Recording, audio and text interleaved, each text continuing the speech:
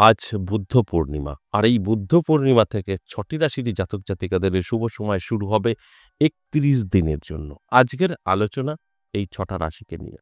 এই শুভ সময় থেকেই অর্থাৎ বুদ্ধ পূর্ণিমা থেকে ৩১ দিন যথেষ্ট শুভ। এই সময়টা যদি শুভ কাজে ব্যবহার করতে পারে তাহলে আর পিছনে ফিরে তাকাতে হবে না। দুর্দান্ত সময় থাকবে। আমরা ভালোই জানি যেখানে খারাপ সেখানেই ভালো, যেখানে ভালো সেখানেই খারাপ। আমাদের সকলেরই জানা। তাই এই মুহূর্তে অবশ্যই কমবেশি গ্রহের যে অবস্থান, অশুভ যোগ বেশি ফল দেবে, শুভ যোগ খুব কম ফল দেবে। সেখানে দাঁড়িয়ে শুভ কিছু তো ঘটবেই। তাই সেক্ষেত্রে আমি এই ৬টা রাশিকে নিয়ে আলোচনা করব। সকলের যে ভালো সময় থাকছে তা নয়। দেশ দুনিয়ায় অনেক কিছুই ঘটছে। সেখানে দাঁড়িয়েও কিন্তু আমি বলব পজিটিভ সময় এই ৬টা রাশি পেতে চলেছে। আমি আবার বলব যেখানে ভালো সেখানে খারাপ, যেখানে খারাপ সেখানেই ভালো। ভালোর মধ্যে খারাপ লুকিয়ে থাকে আর খারাপের মধ্যে ভালো লুকিয়ে থাকে। তাই সেক্ষেত্রে দাঁড়িয়ে আমাদের মাইন্ডটাকে কন্ট্রোল করতে হবে। এখন যদি আপনার মনে থাকে এই গ্রহর অবস্থান খারাপ, এর এই চলছে, এর ঢাইয়া চলছে, এর দশা চলছে, এর মধ্যে দিয়ে কি করে ভালো হবে? 100% ভালো হবে। সবকিছুর পিছনে কোনো না কোনো কারণ থাকে। আর আপনাকে যদি জানতে হয় আপনাকে অনেক সময় দিতে হবে। এর পিছনে থাকতে হবে। তবে এর ব্যাখ্যাটা আপনি বুঝতে পারবেন। আর যদি মনে হয় আমি কিছু বুঝতে পারছি না তাহলে আমার কথাগুলো মেনে চলুন। অবশ্যই আপনার ভাগ্যের পরিবর্তন হবে। কারণ আমরা বিচার বিশ্লেষণ না করে কখনো আলোচনা করি না।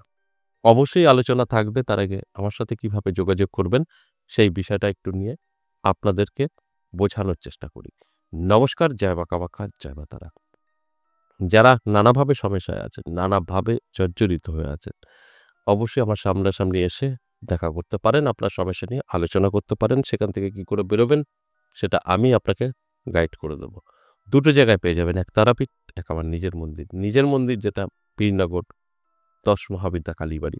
এখানে আসলে আপনি একসাথে মায়ের ১০টা রূপ দর্শন করতে পারবেন। আমার জবা মাকে দর্শন করতে পারবেন এবং মায়ের কাছে যদি আপনি সঠিকভাবে কিছু বলতে পারেন মানে আপনার সমস্যা নিয়ে সেখান থেকেও আপনি বেরিয়ে আসতে পারবেন। সঠিকভাবে বলতে হবে। অর্থাৎ বিশ্বাস ভক্তি নিয়ে তবেই ফল পাবেন। বহু লোক ফল পেয়েছে তাদের কথা মতোই আমি এই আলোচনাগুলো করছি।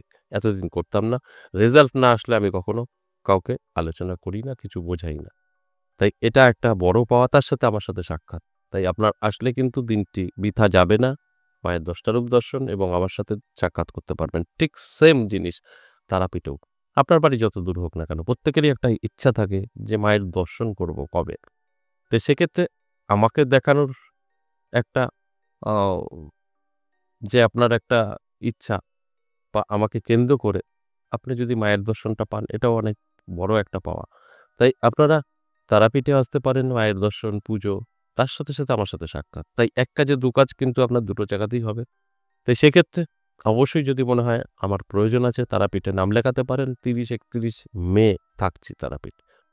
আর যদি মনে হয় যে না আমি আপনার বাড়ি অবশ্যই দুটো ক্ষেত্রেই আপনাকে WhatsApp ব্যবহার করতে হবে, ভয়েস বা লিখে বলতে হবে আমি তারাপীঠ যেতে চাই সেখানকার কন্টাক্ট পাবেন, অ্যাড্রেস পাবেন। আর যদি মনে হয় না বীরনগর সেখানকার কন্টাক্ট অ্যাড্রেস পাবেন। সেটা আপনি ডিসাইড করবেন কোন জায়গায় আপনি দেখাতে চান। এটা গেল আমার সাথে কিভাবে সাক্ষাৎ করতে পারেন।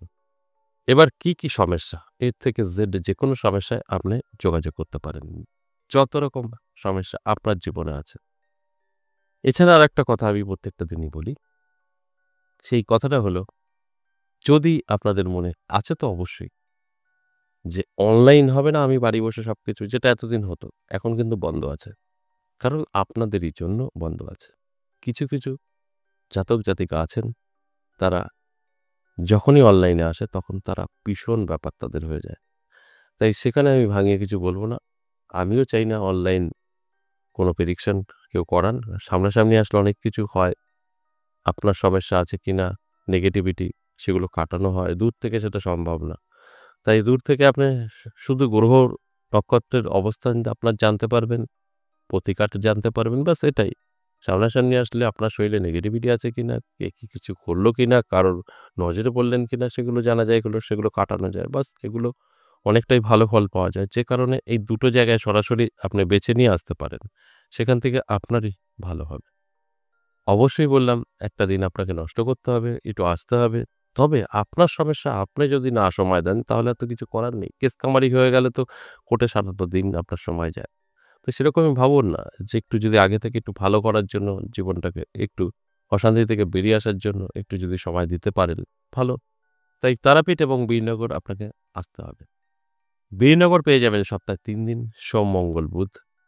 আপনি যখন আসবেন তার আগের দিন অবশ্যই নাম লিখাবেন। অ্যাড্রেস পেয়ে যাবেন। খুব সহজে চলে আসতে পারবেন।